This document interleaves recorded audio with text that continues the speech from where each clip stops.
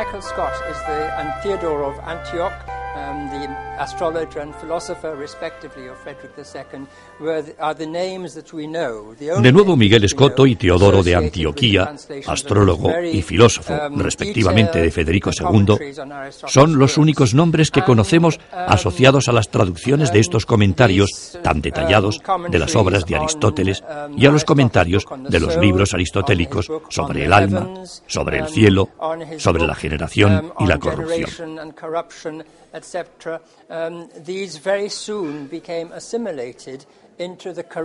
Pronto fueron incorporados al currículo de las universidades europeas, París, Bolonia, Oxford, y se convirtieron en el núcleo de los estudios de filosofía de la Edad Media.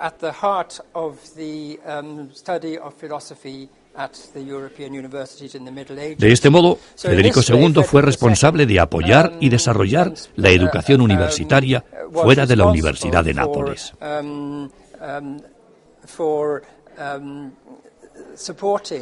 And developing university education outside his own University of Naples. En la corte febericiana confluyeron personajes originarios de varias culturas. Algunos estudiosos hebreos, como Yehuda ben Salomón Hacohen de Toledo, son filósofos, pero sobre todo son matemáticos, astrónomos y arabistas, y es muy probable que fueran estas materias las que llevaron a la corte. Federico II también tuvo un profesor de lógica musulmán siciliano llamado Ibn al-Juzi.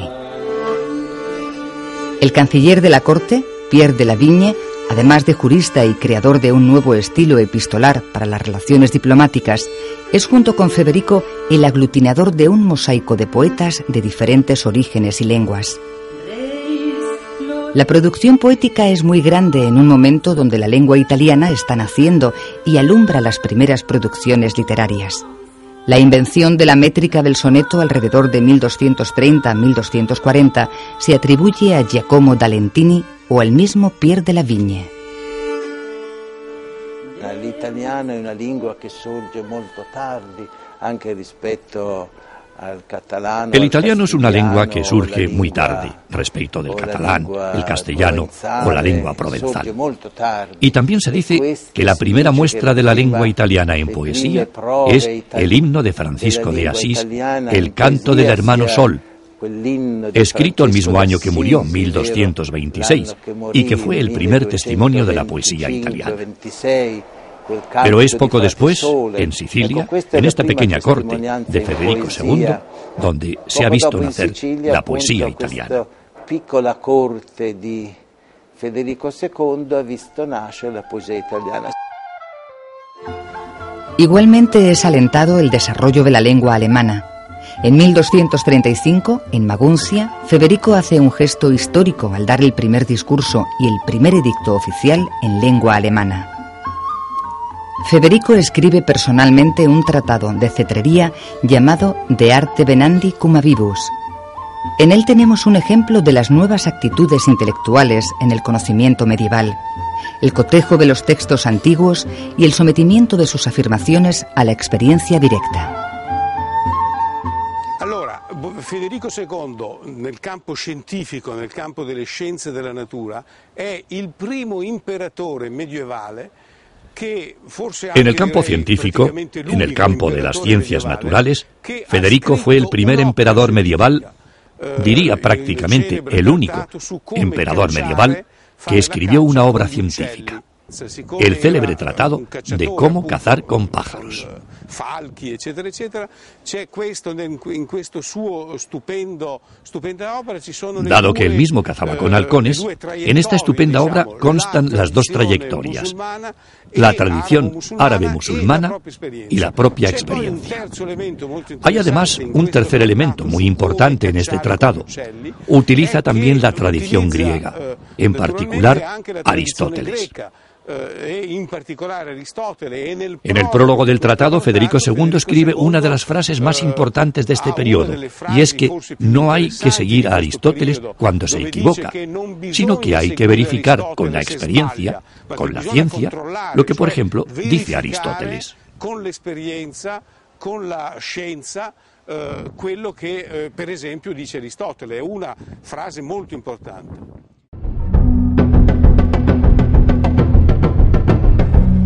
La postergación de la cruzada a la que Federico II se había comprometido en su coronación aumenta la tensión con el Papa Gregorio IX, que finalmente le excomulga. ¿Cuál fue el motivo? El motivo incidieron varios factores. Uno de ellos parece ser que el Papa no le gustaba este ambiente arabizado en el que vivía Federico II y al mismo tiempo Federico II se retrasaba, no cumplía las órdenes del pontífice, no quería dirigir esa cruzada que el Papa le insistía de manera reiterada que dirigiese hacia Oriente. ¿Por qué? Porque por una parte Federico II quería consolidarse él en su propio estado y por otra parte Federico II no quería dirigir una cruzada en nombre del pontífice, sino que la quería dirigir en provecho suyo.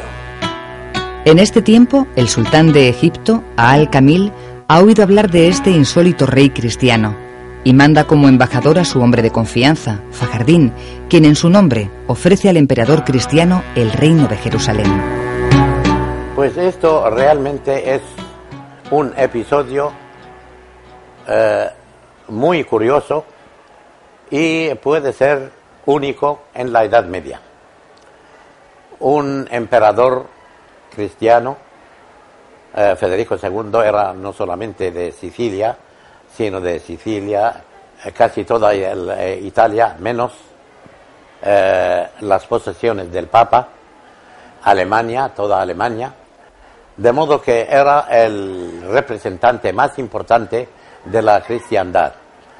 Por el otro lado, Al-Malik Al-Kamil, sobrino de Saladino, era el rey más importante, el sultán más importante de Oriente.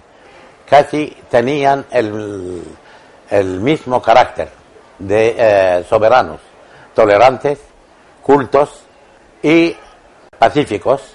Entonces se dio ese acontecimiento único en la historia, que es que el rey Al-Kamil permite al emperador llegar a Acre, a Palestina, entrar en la Tierra Santa, cederle la ciudad de Jerusalén, que fue reconquistada por su tío Saladino. El emperador entra en Jerusalén y se hace coronar en la catedral de Jerusalén. Todo sin derramar ni una gota de sangre. De modo que pudo hacer Federico II lo que no pudieron hacer todas las expediciones cruzadas anteriores. En esa paz que se firma, Jerusalén se entrega a Federico II. Se queda con Jerusalén, con Belén, con Nazaret, con los alrededores de Saida y con también la fortaleza de Tifnin cerca de Tiro. Únicamente va a quedar en poder de los musulmanes las dos grandes mezquitas, la mezquita Al-Aqsa y la mezquita de Omar o la mezquita de la Roca. La firma de este tratado, y esto es una de las cosas que nos interesa destacar, va a ser pacífica. Se ha llegado a un acuerdo, se ha entregado Jerusalén sin derramar una gota de sangre, no ha habido ningún conflicto. Se ha establecido un nuevo orden político en esa zona de Medio Oriente que ha beneficiado a los dos personajes, ha beneficiado a los dos reyes respectivamente. Los sectores intransigentes de ambos bandos, escandalizados, se oponen fuertemente a este tratado. El Papa pone la iglesia del Santo Sepulcro en interdicto, prohibiendo la peregrinación a los propios cristianos. Simultáneamente alienta y participa en la invasión de Sicilia, aprovechando la ausencia del rey. Federico II vuelve como el héroe liberador de Jerusalén y no tarda en recuperar Sicilia y retomar la organización del imperio.